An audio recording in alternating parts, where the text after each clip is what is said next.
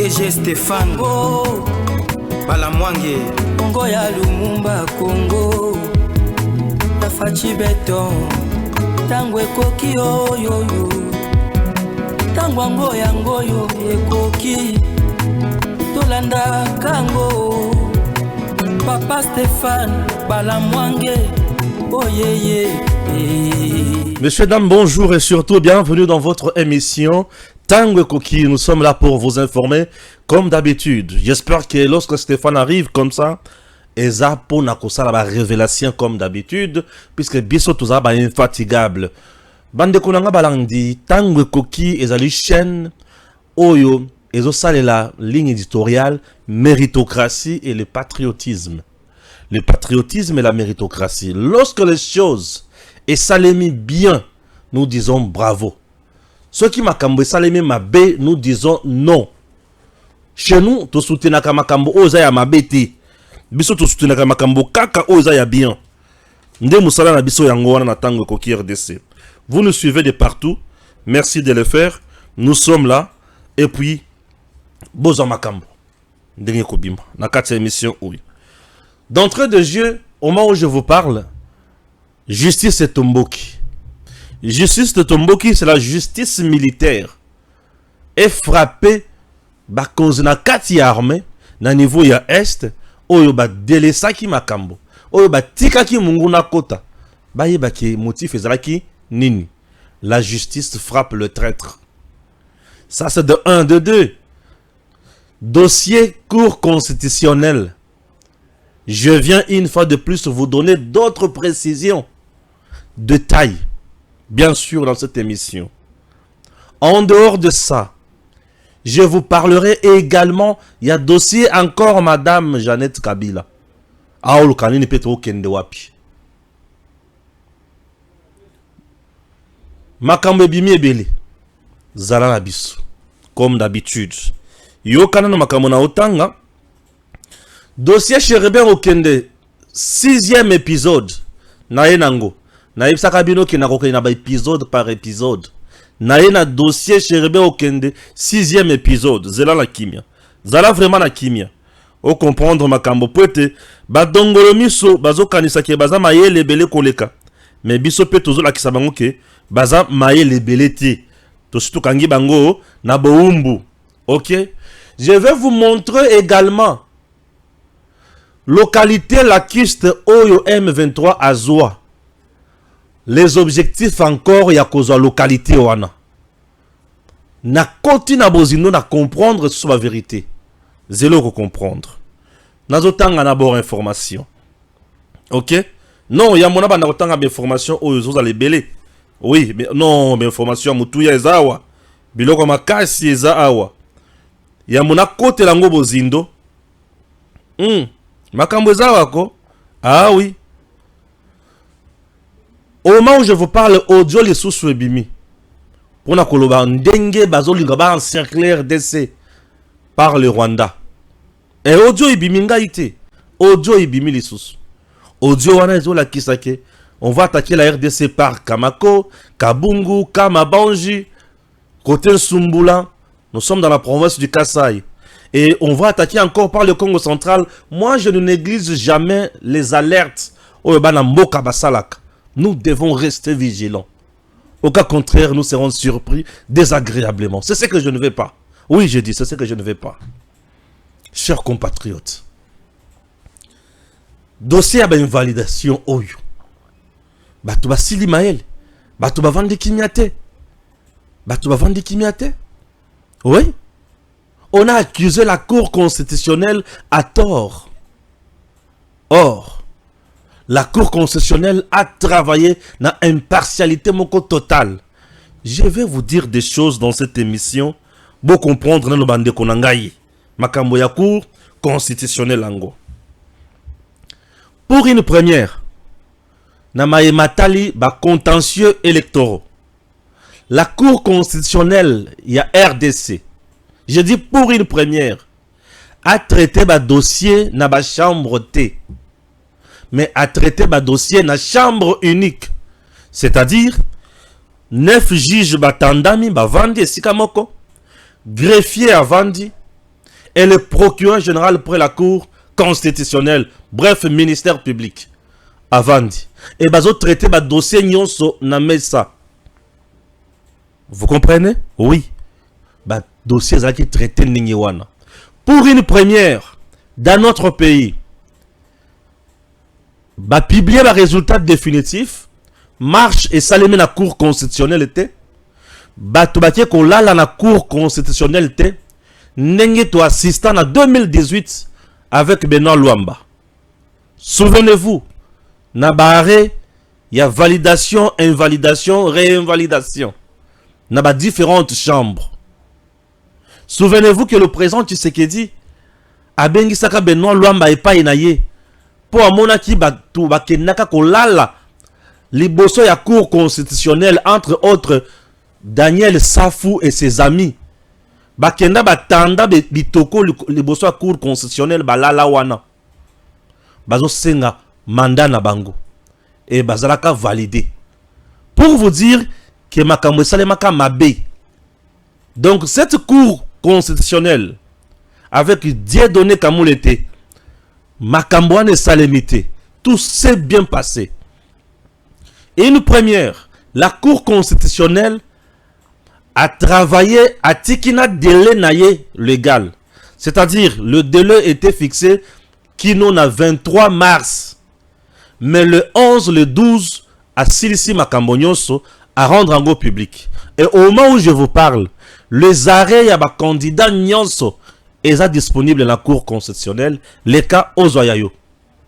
Une première. Une première Cour constitutionnelle à Sali Makambo, tout, baza d'accord, opposition, pouvoir, ou t'en ba traitement ya ba candidature. Et qui a Seni Abimisi liste provisoire, dans le moment où batobana cause là-bas invalidé Katumbi et les autres, bazala invalidé. Cour constitutionnelle à Lobangaï, na osala musala, il y a ba dossier où il y a pour la nationalité à batouté, et les cas Katumbi Akweya. Au moment où cette candidature est là qui pour kobebi sa image ya Congo, même au Koloana Makambo et kana malamu dans notre pays. Chers compatriotes, lorsque les choses basali ango bien, nous devons dire bravo. Ne suivez pas le professeur Bahati Lukwebo, pécheur en eau trouble. Pourquoi je le qualifie comme ça? Bahati Lukwebo d'abord batounaye avec son armée numérique. Basali Makele le soir disant que invalidé 9 députés Nabango. Mensonge. La Cour a invalidé 5 députés. Elle a traité juste document, dossier. Il n'y a aucun coup contre M. Bahati Lukwebo. Naebisa kibino droit électoral et lobby boye. Na katia circonscription, tu peux ne pas être attaqué. Attaqué yote. Mais la Cour constitutionnelle a un pouvoir sur base de PV ou fournir na Seni. Azala saisi ou pas, elle peut trancher dossier na katia circonscription. Ce qui va trouver que Yosa qui va voir belé na Seni a publié. Cour constitutionnelle a sali récomptage ya ba voix pour le candidat Moussous. Azui candidat ou ça va voir belé kolekayo. Automatiquement toi tu tombes. Et la Cour proclame en définitive Moutou Oyo Azana ba voix belé.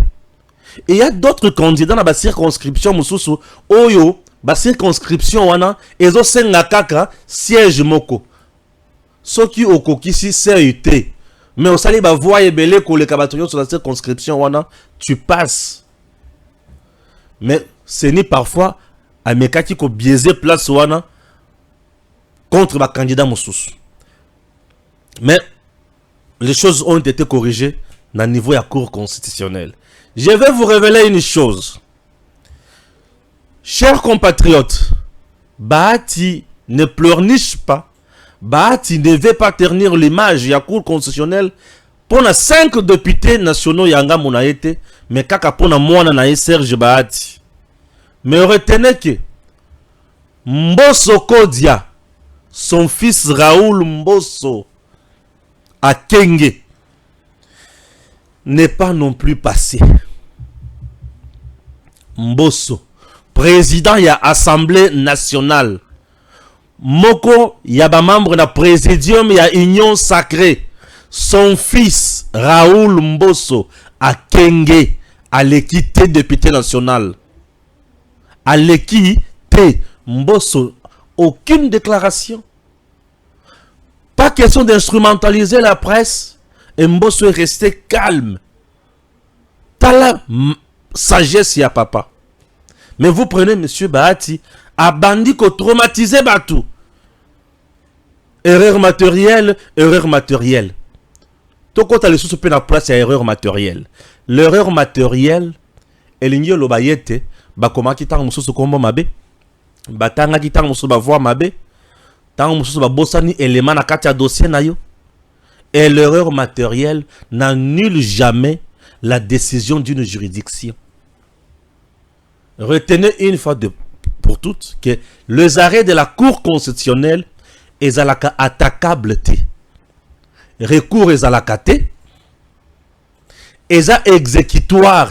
Et ces arrêts s'imposent à tous. Autorités civiles, militaires, tout le monde. Keba. Mutu oyo azosala makelele na kati ya société. Il peut tomber na makelele. O babengi yango makelele moko immoral. Cour constitutionnelle peut invalider mutuana. Non, Bahati risque l'invalidation. Mutu mbalinga kaka bana na ye, famille na ye. Mobali ya mwana na ye, vice ministre na santé. Mobali ya mwana na ye, gouverneur na Congo central. Mwana na ye, vice DG. Donc DGA plutôt. Au juste. Kakaye. Ah, Ozomona Bonne Serge Bahati a raté wana. Yeba déjà que ce qui gouvernement est banni les bandawana a retiré le ministre. Nebisika sokoto zelena ye. Il est libre. Et le quoi famille. Chers compatriotes, et le commission Toboyi, ezako baby sa image ya cour constitutionnelle ya institution na biso pour na fils à papa. Mbosso a son fils, il est président de l'Assemblée nationale, il est président du Sénat. Pourquoi Mbosso ne parle pas? Et chose grave, Bahati est allé recruter même le communicateur de Katumbi, Peter Tiani. Et Peter Tiani vient pour dire que pourquoi on peut traiter Bahati Boye. Yemoutou a battre campagne Makasi Pona Fachi. Ah bon? Donc vous voulez me dire que la Cour constitutionnelle, il fallait récompenser Bato battre campagne pour Félix Antoine Tshisekedi Tshilombo. La Cour constitutionnelle n'est pas dans des bêtises pareilles. Il est le seul à avoir battu campagne pour Félix. Tout le monde a battu campagne. Moi, Balamwang, j'ai battu campagne pour le président Félix Tshisekedi. Vous le savez. Tous les jours, je ne faisais que parler de lui. N'est-ce pas ça? Lorsque je parle en bien de quelqu'un, les battre campagne pour Naïté. Gare à vous. Raoul Mbosso, moi, na papa Mbosso, à Kwei. Papa Mbosso à l'élité. Kaka Bahati. A changé à Tamboloyo. A changé à Tamboloyo. Et au salam malamu mingi. Papa a changé à Tamboloyo. Conseil ya mwana na yo. Et ça malamu mingi. Ça c'est le premier point de notre émission. Le deuxième point. Na ebisa kibino ki nakola ki sabino makambo ya Cherebe Okende. Point par point. Neti virage na komi. Na koma kitina ba virage ya. Nazo ataba image ya corps. Na boy. Na lebite. Te awate. Na suki wana. Nazo pesa bino ba image ya suka lelo. Épisode ya suka. Na boy kokoma na makambo ya corps. Na préféré na suka na mutuka. To banda sikoyo mutuka. Mutuka ya Cherebe Okende yango wana. Chers compatriotes, bisika mutuka oyo eza stationné, la famille a l'information. Bisika mutuka oyo eza stationné, la famille a l'information. Batu oyo babandaki koboya ke Cherebe Okende mutuka naye ezwaki babal mokote mezwaki babal ebele baza wapi. Batu babanda koloba ke mutuka ya Cherebe Okende ezwaki bal mokote mezu babal ebele baza wapi. Puisque les sasi oyo ebetamaki eza kaka moko. Mutuka yango wana ezali intact. Boyebi makambo mituka ngai pe nayebi makamwa mituka. Mutuka eza mobimba. Eloko eza na mutuka wana ya kokufa eza nini? Mutuka eza mobimba. Bola kisanga bisika masasi etoboli na mutuka. Ba vitre intact. Linzanza intact.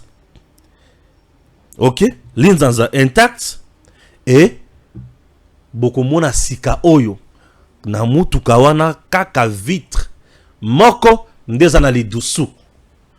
Côté nini? Côté oyo chauffeur avandi. Et bisika lidusu ezaleli wana. Impossible mutu abeta lisasi na ndenga kati. Et ya libanda plutôt. Soki lisasi betamaki et betamaki nde na ndenga libanda. N'est-ce pas? Tala bien ndenge zawana. Eza likolo. C'est-à-dire mutu azaki na kati. Les rabeti lisasi boye. Tatazo la kisanga pe. Les rabeti lisasi en plus rami beta ke lisasi awa et toboki et toboli cerveau et bati boye et que beti likolo ya vitre bomoni le place li dessous eza. Tata bamoni place li dessous ezali yango wana. Et place li dessous eza wana nde lisasi sali nini et bimeli. N'est-ce pas? Wana nde l'unique endroit où li dessous eza na mutuka ya chérubin okende.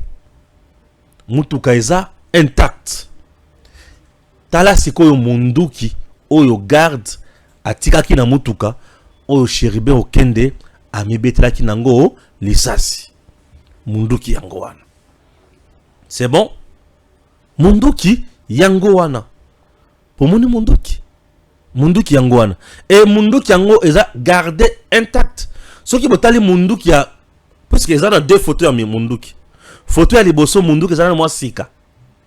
Photo ya mibale munduki wana. Et comme na rouille.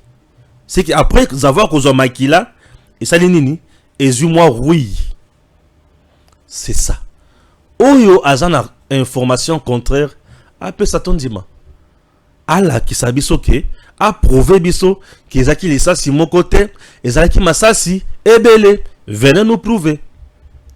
Na yebisa ki bino na kokende na enquête oyo tina suka. Makambo ya chérubin okende yango wana. Disons merci à la justice, entre autres au procureur général près la cour de cassation, Firmin Mvonde. Firmin Mvonde. Disons merci à ces messieurs. Disons merci na iso fanat na niveau ya Gombe. Disons merci aux enquêteurs. Ya bureau conjoint à Nations Unies à les droits de l'homme. Disons merci aux enquêteurs sud-africains. Merci aux enquêteurs belges. Et merci à tout le monde qui s'est battu bec et ongle pour arriver à ces résultats. Le 20 mars, au Tozo de là-bas, Kunda Chérubin Okende, Ndenge famille na yesi elobi. Et puis voilà. Avec ça, nous devons dire bravo na justice na biso. Lorsque les choses sont bien faites, Banderonanga, nous devons applaudir. Lorsque makambo basali yango mabe, à ce moment-là tokoloba. Est-ce que je me fais comprendre?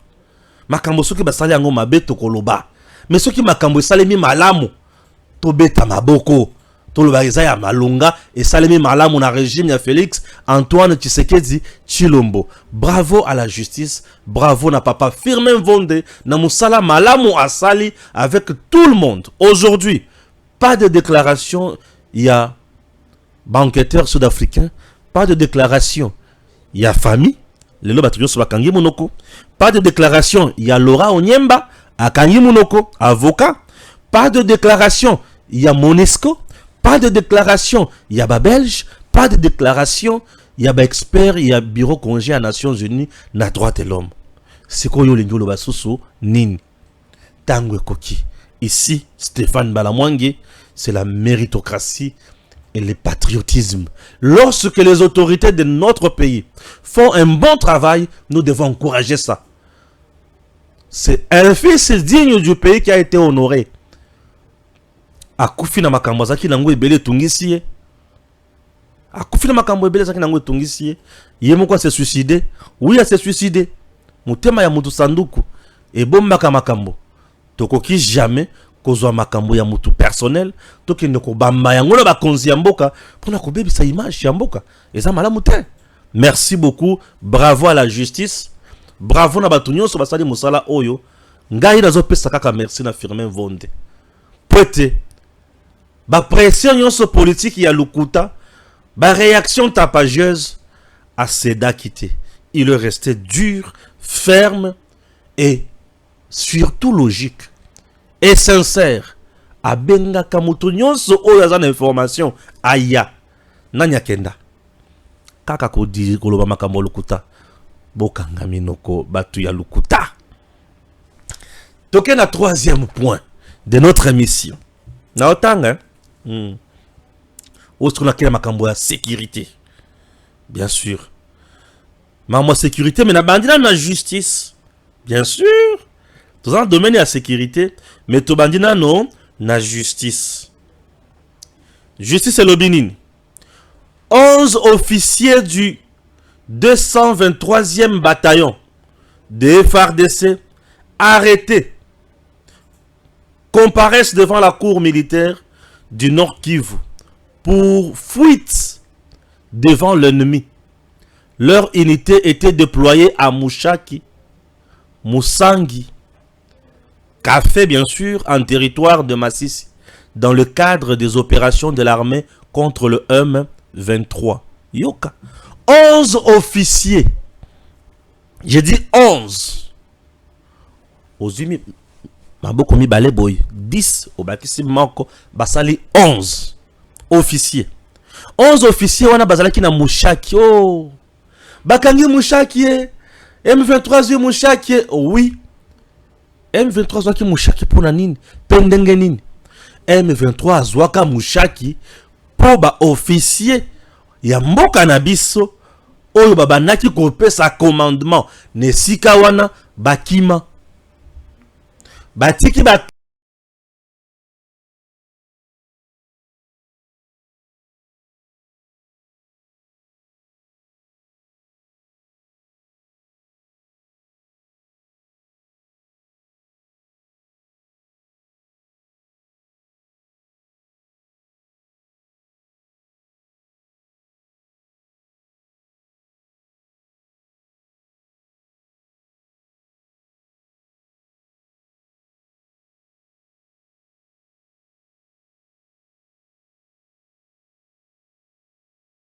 bazalaki makasi to bazalaki complice. Nazo kota siko bozindo. 11 officiers bakimi. Est-ce que soki munguna zalaki makasi basalaka rapport nini na hiérarchie na bango? 1. Soki munguna zalaki makasi bibundeli mandoki o bazalaki nango ezalaki ya simple ba drone na biso e banda ko salate les avions de chasse e banda ko salate minduki nyonso ya makasi ezalaki te siko bakima nini ponga na yibiki mbiloko nyonso wana ezalaki bakima nini bazalaki muke banguna bazalaki ebele soki bazalaki muke banguna bazalaki ebele Nesika ya kokima, il ne pouvait pas faire repli stratégique pour renforcer bango na basoda mosusu. Pourquoi ba préféra kokima? Est-ce qu'un soldat a kima ka guerre? Un officier, 11 officiers, ba kima guerre. Ba tche peza bino bisika. Bino boko bunda aw. Ce qui ba si ba tche bino déjà na base, c'est-à-dire vous êtes équipé à munitions. Vous êtes équipé na biloko kolia. Vous êtes équipé na biloko kolata. Vous êtes équipé na mandoki et vous êtes équipé na batu ebele pour na kobunda. Ce qui makambo nyonso wana ezalaki te balobaka to balobaka te. Bazalaki incapable à mettre en place un plan de guerre pour mettre en déroute l'ennemi. To rappeler bango serment na bango. Serment na bango, c'est servir le drapeau jusqu'au sacrifice suprême. servir sous les drapeaux jusqu'au sacrifice suprême. C'est ça le serment d'un militaire. Ici, il ne s'agit même pas de troupes, des soldats Yamulongo, non. Il s'agit des officiers. 11 officiers sont des gens qui étaient achetés. Puisque M23, Kagame, marche avec l'argent, la ruse et l'infiltration. Baza forte. Bazo tambo la biloko wana. L'argent, la ruse et l'infiltration. Donc, ces 11 officiers, Nakotala, ba armes utilisées par Kagame, ba Kimaki Bitumbate, ils ont juste cédé la place na Monguna. Ba sali semblait à Kokima. Ba boyi ba kende, ba rejoindre Baran. Ya Monguna, mais ba préféré basa la kaka nanga monabiso. Bref, ce sont le top de Kagame dans nos rangs.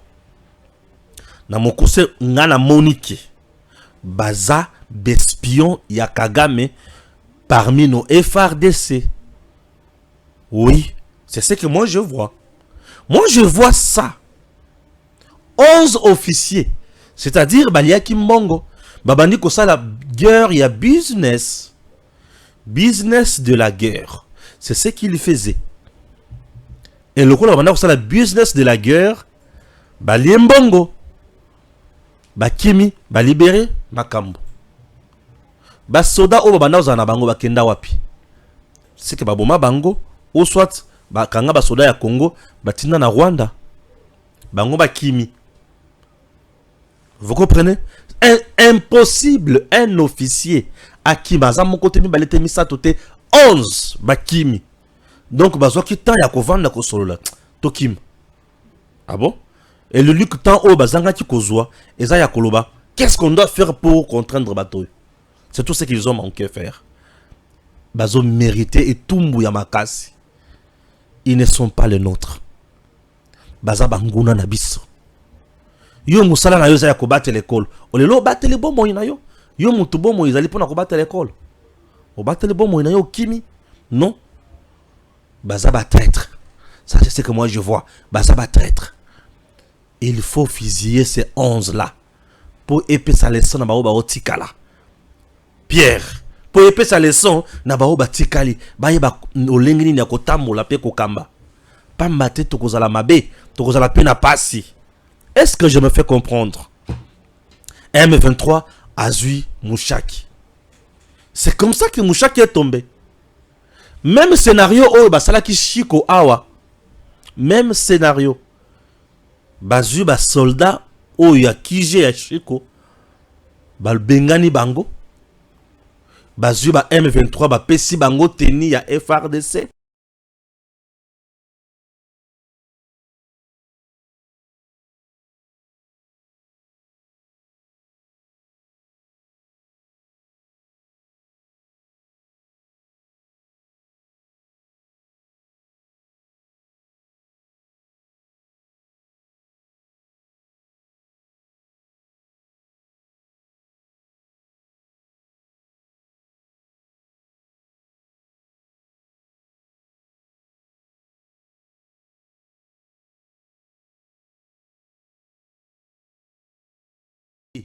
Ba premier capitaine wana koluka famille ya capitaine wana kozango en charge puisque papa na bango mwana na bango aza elombe a sauvé mampinga ya ekolo à Kembeka.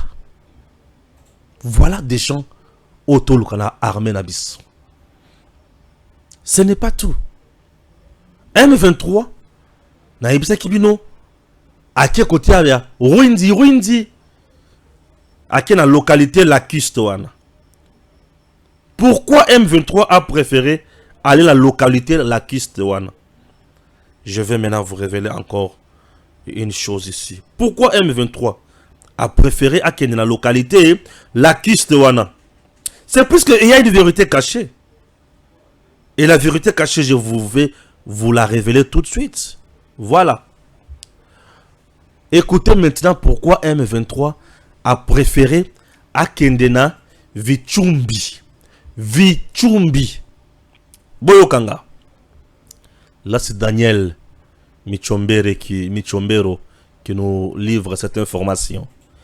Guerre dans l'Est de la République démocratique du Congo. Voici en 3 points pourquoi la cité de Vichumbi est très importante à la coalition M23, RDF, AFC. 1. La cité de Vichumbi a un aérodrome du côté gauche à l'entrée qui s'allonge un peu plus ou proche du lac Édouard. J'ai récemment visité cette piste lors d'un reportage sur l'environnement dans la zone. Donc dans cette cité lacustre, ils ont un aérodrome. Moi, aéroport ya mouké. Et pas wapi, bah hélicoptère, bah petit porteur, bah avion ya miké, et kitaka. Yo iba kiango. Et kitaka. Bah service ya renseignement balobaka makambo yote. Bido, bozana, cité, et un aéroport, aérodrome. Cité avec l'aérodrome, cité. Et cette cité, Eza Pembeni, il y a lac Édouard, du côté gauche. Et lac Édouard, wana, 71% Eza RDC. 29% Ouganda. Lac Édouard. Et l'aérodrome, wana, banane basala kiango. Et kitisaka nini wana. Et yaka kozwa nini wana. Et matisaka pe nini wana. C'est l'endroit où l'Ouganda aussi pille les Congo. Vous comprenez? Yoka bien. Toujours continuer. 2. La cité a un accès sur le lac Édouard qui limite la RDC et l'Ouganda. Sauf qu'elle n'a pas un port bien construit. Car même le bateau de la force navale de la RDC n'en avait pas. Et sa frontière, et ça n'a port, certes, port wana, ils allaient bien construire. Mais, quand même, Massou et Yakawana, Babato et Yakawana, mais force navale la bisso, toi n'angote, toi n'a Massou et Koya wanate. Toi ça n'a pas canon ou Koya wanate. Mais nani à Yakawana, Ouganda. Et c'est l'Ouganda qui vient piller à partir de là. Et comme Ezawana Ouganda nde mutu asana capacité ya kotinda na butu ba avion na ye quitté si biloko place wana yeba sikoyo ke komi coin de ravitaillement et de renfort pour na M23. Je vais lire des choses ici hein. Et comme coin de renfort na ravitaillement ya M23. Ba avion ezo kita wana et ba avion wana e kuyana minduki e kuyana bilamba et koyana bakisi et koyana biloko ya danger contre pour la M23 asala bisoma mabe solution na lobaki boye que l'état ndenge to surtout information mettons en place des moyens conséquents to contrôler sikoyo frontière na biso na niveau ya lac Édouard avec des drones, des avions de chasse pour te frapper munguna o ya ko sazarder ko lekawana. Bateau nous se croyait na biloko place on est la bombarder. Avion nous se croyait ta place on est la bombarder. C'est tout. Et c'est fini. Nous allons asphyxier M23 na coin wana puisque le quartier général na bango est commis sikoyo na vi chumbi wana. Je me fais comprendre. Et chose grave, cette cité presque permet à Rwindi. Rwindi déjà c'est dans le parc de Virunga. Nous avons un blanc émeraude qui est dans le parc de Virunga. Ye bitumbata yendenge nini aki makatez la kana zamba wana. Ça veut dire azo héberger ba milicien kuna na parc na biso. Comment ba milicien ba ko benga na batu nyonso ba ko boma batu nyonso meye batu chaka été. C'est-à-dire azali sponsor na bango. En quelque sorte, j'analyse. Ah oui, il faut analyser. Est-ce que c'est interdit d'analyser? L'effet est là, mais on analyse seulement. Bien sûr. Suivez encore. Une cité très riche. Cette cité, oh, Yoka. Une cité très riche. Riche en quoi? En poissons.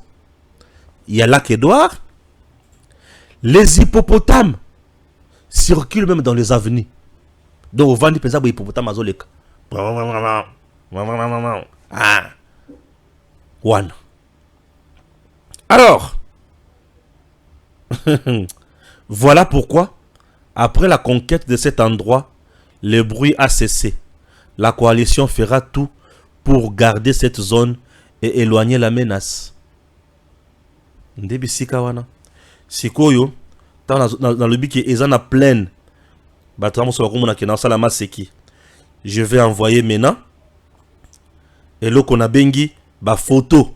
Et pas il y a réalisateur nanga. Bomona sikoyo ba photo, il y a place wana. Bomona na mai nenge kozala kokende na bomona na banyamango pe na mai yango. Il y a 3 photos place wana. Nazo kende bisika na kokabola na réalisateur nanga ba photo pour ba to ba mona bien.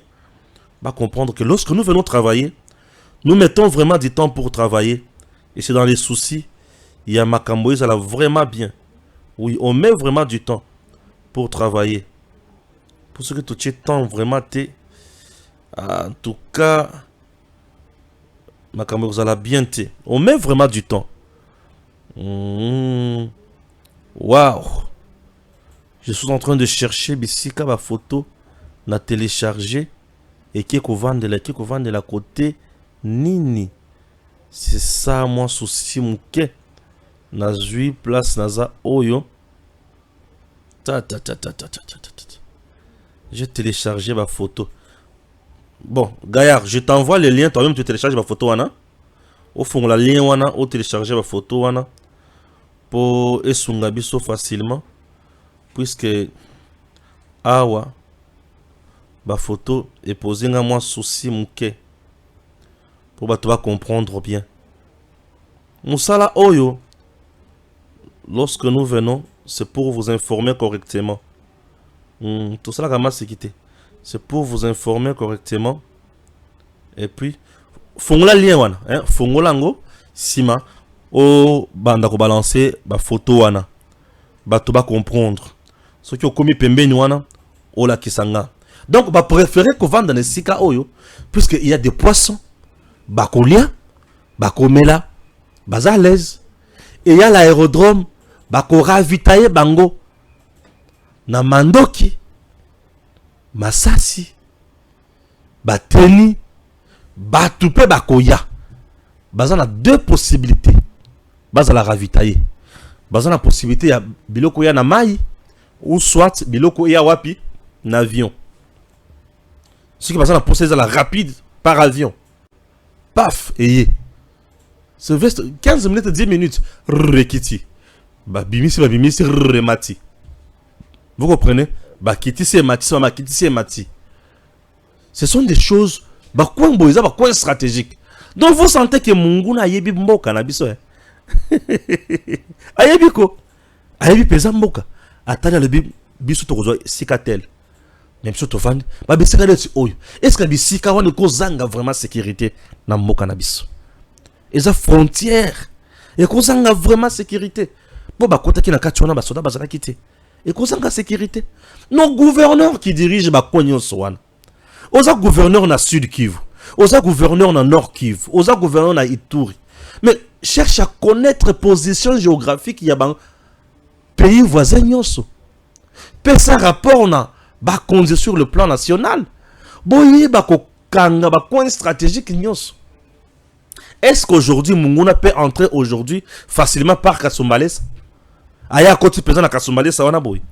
Il y a tout. Et tout le monde est contrôlé. Alors, Munguna au côté au côté la wapi et ko bana ndengenine. Il y a tout et tout le monde est contrôlé. C'est ça qui nous manque. C'est ça qui nous manque. Nous devons faire tout et de notre mieux pour na changer la point wana. To diriger mboka lo lenge wana. To tala côté nizo tambola, te côté nizo tambola, to diriger malamu. Ba photo ça déjà. On nous fait montre, on nous dit que la photo est commis pembenité, connexion imposée, souci. Mais je vais chercher peut-être ça autrement. Ah oui, c'est des photos très importantes. Batouba Mona. Et va comprendre. Voilà, moi je suis là déjà. Je t'envoie ça. Na évité qu'on a ce qui est la connexion à Ondengo Lobby. Je t'envoie ça rapidement. Voilà. Ayez. Essaye de montrer ça aux gens. Est-ce que comme voilà, chez moi, ayez. Et combien pas là, ça va? Ce qui est commis, tout le monde d'abord na aéroport, aérodrome. Bota la ngonde ba kati yango matite, c'est bien, il y a commis pelouse. C'est bon, ce qui est commis na aérodrome wana. Ola kisinga. Et ça bisika ba petit porteur Kitaka. Il y a 8 personnes, 10 personnes. C'est-à-dire bananga bazo quitter la awa, ba Willingoma ba bisimwa. Ba Museveni bazo quitter la awa, ba Kagame. Bazo quitter la awa na Butu. Ba pesi consigne, c'est bon? Voilà, on l'a qu'ici. On l'a qu'ici déjà aérodrome. Ce qui on l'a qu'ici aérodrome, c'est bien. On a place Maïza Pembe Wanande Nini port. Hein? Maïza li Pembe Boy, des ports. C'est bon? Wanande port. Na port oh, bisika bateau ezoye là. C'est bon? Na port wana sikoyo la kisa sikoyo mai ba mona batuni bazo mona banyama na kati ya mai. Wana lac yango wana na banyama na kati. C'est une recherche de Daniel, hein? Ça ne vient pas de moi. Alors, quand même, ce sont des informations fiables. C'est bon? Comment ça? Comment ça, mon biloko sauté? Et le quoi les bosso? Mon aérodrome, et ça, na pelouse, moni mai, ou ils ont pembe, wana makasi, wana nde d'apport, c'est comme mai, c'est comme lac. Et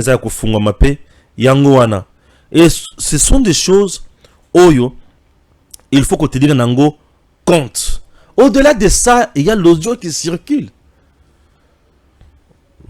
Bazolinga sikoba attaqué Congo par le Kasaï et le Congo central. Ne négligeons pas cet audio, ne négligeons pas cette information. To vendre la makambonyo swana, ba autorité ba sala makambonyo ngobani. Et ça nous fera du bien. Ce que tu l'andeli makambonyo sowana. Ce que tu l'andeli angote. Et vous allez pas si makazi. Je vous laisse suivre maintenant. Moi namboka o tobengi docteur Mayele. Na réflexion à Sali. Mise en place du gouvernement. Maloba Augustin Kabouya et consort. Batuba sepela yango mingi. Suivons. Bonjour. Aujourd'hui, nous avons soulevé des points. Le quoi toujours pousse à Malé la nomination Premier ministre. Et profil ni on a zomona que Moutou a incarné poste à Premier ministre. Et de deux, dans le Makambo est en actualité concernant Makambo immigré. Concernant Premier ministre, ngai profil ngai na kokoloba que un Premier ministre au président Kotia pour éviter les erreurs du passé. Et ça Moutou d'abord un premier critère pour nanga. Moutou d'abord azana maîtrise ya makasi ya vision na ye. Tout simplement parce que sur total ba parti politique nyonso est défilé na autour ya informateur bango tout baza d'accord na vision président de la République. Ba apporter ba valeur ajoutée. Or so botali bien atana na continuité ya nino ya boulot na ye. Le président de la République a le que non, va inclure des éléments qui conduire dans l'accord et gouvernement. En fait, quand on parle de l'accord de gouvernement, on parle pas seulement de la partage de pouvoir. Dans l'accord de gouvernement, ce sont des grandes lignes au gouvernement a mettre en place. Il y a un bon moment, par exemple, plus précisément en Belgique, où il y a berceau, il y a une coalition. Il y a un dire pour former un gouvernement, parce qu'il faut tomber d'accord sur où il faut mettre en place du grand mandat Nabango. C'est ça qu'on appelle l'accord du gouvernement. Donc, sur ce point-là, le président de la République a outil qu'on réparer l'erreur du passé, où ils ont constitué toujours que non, quand on a partage du pouvoir. Mais reste à savoir si effectivement, la grande ligne où le gouvernement a mettre en place, ceux qui sont parti politique, nous sommes signés, ceux qui sont d'accord. Donc, on peut prendre vision à président de la République, donc on va tout bandimiango. Donc, la grande ligne yango, tiango, signé. La grande ligne yango anande, et que ça que non, le Premier ministre qui sera nommé, en collaboration avec le président de la République, va établir ce programme gouvernemental. Au Premier ministre, on a parlement. Donc, la coalition, on a majoritaire, on a exposé bango pour investir. Donc, premier critère faut la mutu oyo batu o bazo maîtriser d'abord vision ya président de la République. De deux, ce qui dit batu bazo maîtriser ngo donc la méritocratie za wana. Mutu moko oyo aza un bon manager. To éviter kopesa premier ministre na mutu moko oyo ayebi rien sur vision président de la République oyo akobanda ko tâtonner. Vision président de la République ezali te vision moko euti na parti politique moko. Ezali vision, ezali programme moko élaboré par le président de la République et son équipe. Équipe ango mingi ezaki équipe ya campagne na ye. Soki ezali na kati ya équipe en campagne na ye, ndenge CG Kabuya alobi ango, même d'une façon maladroite, que président ayebisaki parce que ba conversation wana en tant qu'informateur, il ne devait pas ko divulguer ango. Soki ezali ke muto IDPS na kati wana pe équipe ya campagne ya président, il y a bato IDPS. Mais la constitution, ezoloba nini que le premier ministre sera nommé na parti où est majoritaire ou bien coalition où est majoritaire dans le Parlement. Donc le président de la République peut nommer n'importe qui, mais à condition que nos moutons se retrouvent dans la majorité où est dans le Parlement. L'IDPS n'étant pas majorité dans le Parlement, donc le premier ministre, le président a passé à nommer Moutoumsous. Mais aux déclarations à CG Kabuya, on a deux facettes. Je me dis, parce que la politique a beaucoup de makambo le kara.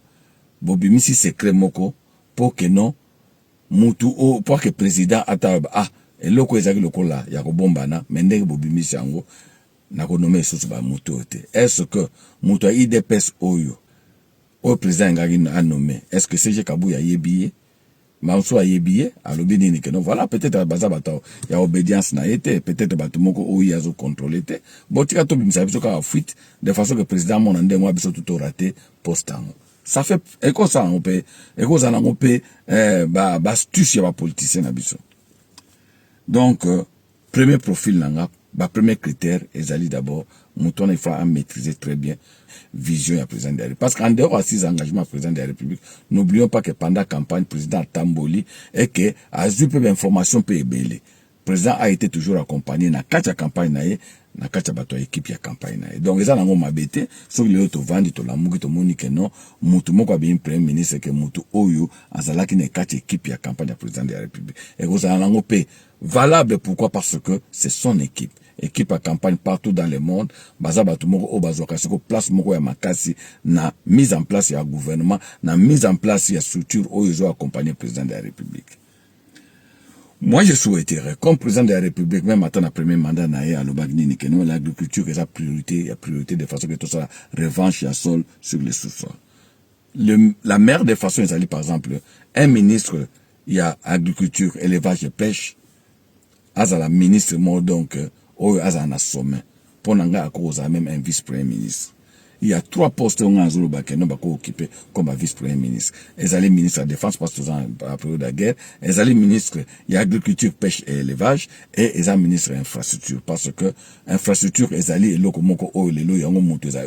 faut la poumon, il y a développer un cannabis. Et na côté wana, président de la République tient vraiment mutu oyo azo maîtriser d'abord même ba notion même ya nini ya ba infrastructure ou azo maîtriser même donc nakolo banini ba biloko lokola ba biloko ya ba bâtiment ba biloko ya route parce que yo moko uta ekoloba nini que non au cas mo bazo sala nzela pendant au moins quelques jours boye nzela baby sachant très bien que non na banzela tout ba construire na monde il y a toujours balobi que société o esalaka il faut payer sa garantie mon beau PC, bon, par exemple, il y a 5 ans, en cas que nzela et baby, situation est réparée.